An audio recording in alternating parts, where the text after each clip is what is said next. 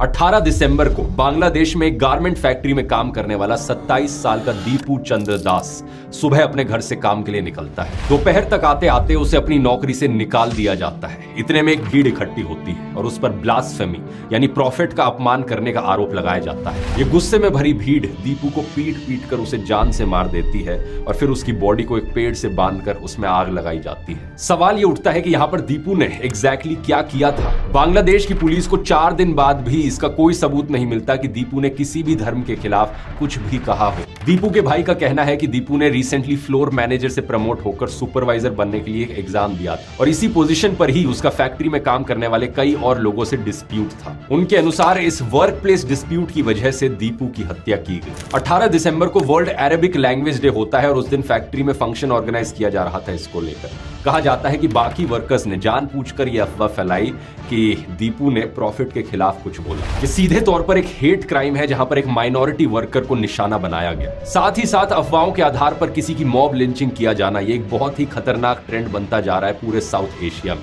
बांग्लादेश में ही नहीं बल्कि पाकिस्तान से भी ऐसी खबरें आई हैं, इंडिया से भी ऐसी बहुत खबरें आई हैं। चाहे आप 17 दिसंबर का ये केस देखो जहां पर केरला में एक माइग्रेंट वर्कर की मॉब लिंचिंग कर दी गई क्योंकि अफवाह फैली कि उसने चोरी करी थी, या फिर 2020 का फेमस पालघर केस जहां पर साधुओं की मॉब लिंचिंग कर दी गई क्योंकि अफवाह फैली थी कि वो चाइल्ड किडनैपर्स थे। लेकिन बांग्लादेश की स्पेसिफिकली बात करी जाए तो वहां लॉ एंड ऑर्डर का वैसे ही पिछले कुछ महीनों से बहुत बुरा हाल चल रहा है। 18 दिसंबर को ही बांग्लादेश के एक बड़े स्टूडेंट लीडर शरीफ उस्मान हादी की मौत हुई थी और उसके बाद बांग्लादेश में एंटी इंडिया प्रोटेस्ट शुरू हो गए थे। हादी असल में 2024 में शेख हसीना के खिलाफ हुए प्रोटेस्ट में एक बड़ा फेस रहा था और उसके भाषण अक्सर इंडिया के खिलाफ रहते थे। 12 दिसंबर को कुछ अनजान अटैकर्स ने ढाका में इसे गोली मार दी और 6 दिन बाद इसकी मौत हो गई। इसकी मौत के बाद बात उठी कि हादी के किलर्स इंडिया भाग गए हैं, इसी वजह से एंटी इंडिया प्रोटेस्ट भड़क गए। कुछ दिन बाद ये प्रोटेस्ट इस लेवल तक पहुंच गए कि नारे लगने लगे, जो इंडिया हसीना को बचाता है उस इंडिया को तोड़ दो। जबकि सच बात यह है कि बांग्लादेश की अथॉरिटीज ने अभी तक कंफर्म नहीं किया है कि अटैकर्स भागकर सही में इंडिया आए भी हैं या नहीं। इसके अलावा राजशाही में इंडियन कॉन्सुलेट पर हमला किया गया। इस वायलेंट भीड़ ने मीडिया को भी नहीं छोड़ा। बांग्लादेश के 2 सबसे बड़े अखबार डेली स्टार और प्रथम आलोक, इनके ऑफिस पर भी आग लगाई गई। इन 2 हत्याओं की वजह से सिचुएशन इतनी बिगड़ चुकी है कि इंडिया बांग्लादेश रिलेशंस आज अपने लोएस्ट पॉइंट पर पहुंच गए हैं। 21 दिसंबर को इंडिया ने बांग्लादेश में अपनी वीजा सर्विसेज सस्पेंड कर दी। अगले ही दिन बांग्लादेश ने दिल्ली में अपनी वीजा सर्विसेज बंद कर दी। असल में बात यह है दोस्तों कि बांग्लादेश में अभी इंटरिम सरकार है और नई सरकार चुनने के लिए 12 फरवरी को इलेक्शंस होनी है। अगर आपको यह जानना है कि